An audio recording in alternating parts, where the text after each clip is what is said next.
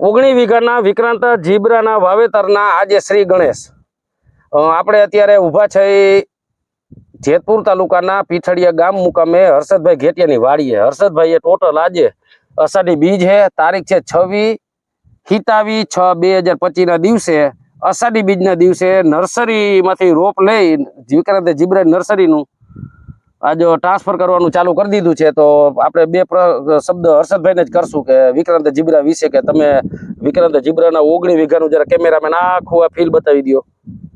તો આ 19 વીઘાનું વિક્રાંત જીબ્રાનું ફીલ છે. પ્લાસ્ટિક મલ્ચિંગમાં હર્ષદભાઈ મરચીનું વાવેતર કરે છે અને આજે 25 માણસો વિક્રાંત જીબ્રાની નર્સરી ટ્રાન્સફર કરે સવારમાં ચાલુ કરી દીધું છે. તો હવે આપણે હર્ષદભાઈને જ પૂછીએ કે વિક્રાંત જીબ્રામાં આવડું બધું મોટું સાહસ કરવા કેવી રીતે તમે કરો હોય એમ. મારું નામ હર્ષદભાઈ બાબુભાઈ ઘેટિયા, ગામ પીઠડિયા. હું જેતપુર માર્કેટ યાર્ડમાં ઓક્શનર તરીકે 30 વર્ષીય ફરજ બજાવું છું. તો મેં ત્યાં અમારા યાર્ડમાં વેચાણ આવતા વિક્રાંત જીબ્રાનો અનુભવ કરેલો. તે પછી મેં ગયા વર્ષે ચંદ્રેશભાઈ ભેગા ઘણા ફિલ્ડ મેં જોયા. એમાં મને બધાય કરતાં સારામાં સારી વેરાયટી વિક્રાંત જીબ્રા લાગી. અને વિક્રાંત જીબ્રામાં ઓછો રોગ પ્રતિકારક શક્તિ સારી અને વાયરસ ઓછો આવે છે.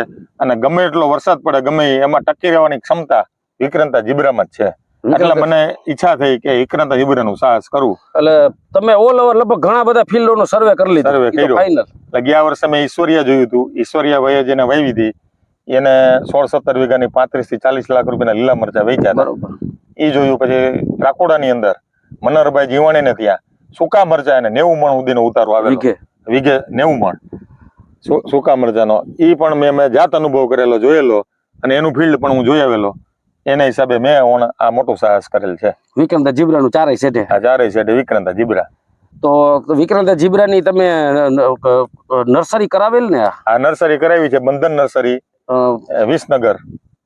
ત્યાંથી આજે રોપા આવ્યા અને આજે રોપણીનું કામ જગન્નાથજીનું નામ લઈને ચાલુ કર્યું છે. જગન્નાથજીનું નામ લઈ અને વિક્રાંત જીબ્રાનું 19 વીઘાના વાવેતરના શ્રી ગણેશ આ વાવણી કાર્ય ચાલુ. વિક્રાંત જીબ્રાની નર્સરી ટ્રાન્સફર કરવાનું. અને આ જે છે રોપ એકદમ તંદુરસ્ત. કેમેરામેન જરા ચેક કરી દો. તો હર્ષદભાઈને જે આપણે કહીએ કે આ નર્સરી જે તમે ટ્રાન્સફર કરો છો તો આમાં કોઈ જાતની કઈ ટ્રીટમેન્ટ કે ફૂગનાશક દવાની ટ્રીટમેન્ટ કરીને વાવીએ છીએ. ચોકીની અંદર દવા નાખી અને આખી સ્ટ્રે પલાળી અને પછી અમે ટ્રાન્સફર કરીએ છીએ. તો હર્ષદભાઈ કેવી રીતે આ ટ્રીટમેન્ટ કરે છે તો ચાલો જોઈ એને ચેક કરી કે એ કેવી રીતે ટ્રીટમેન્ટ આપે છે.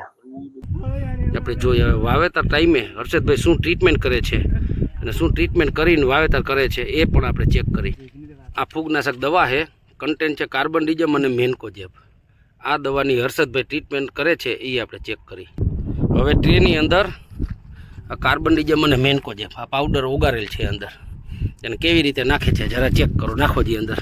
તો આવી રીતે હર્ષદભાઈ રોગમુક્ત ટ્રે બનાવે છે. કોકોપીટ આખું પલરી જાય છે. જોઈ શકીએ આપણે. જો આવી રીતે આ કોકોપીટ અંદર પલાઈ રહી, જેથી કરીને આ કોકોપીટની અંદર કોઈ ફંગસ કે કંઈ ડેવલપ થયું હોય તો ફંગસ બધી મરી જાય છે અને કોકોપીટ છે એ રોગમુક્ત થઈ જાય છે.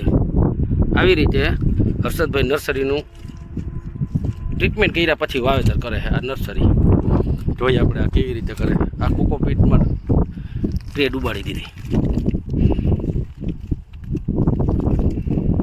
આવી રીતે કરવામાં આવે છે. અને મિત્રો તમે પણ નર્સરી જ્યારે ટ્રાન્સફર કરતા હોય ત્યારે હંમેશા તકેદારી રાખવી, આ ભૂલવું નહીં, અચૂક. જેથી કરીને ચોમાસા દરમિયાન પિથિયમ અને એસ્પરજીલસ નાઇજર જે પ્લાન્ટ ઉપર એટેક કરી દેતી હોય મૂળ ઉપર એ ન કરે. તો નર્સરી ટ્રાન્સફર કર્યા મોર આ અવશ્ય આવી ટ્રીટમેન્ટ કરવી.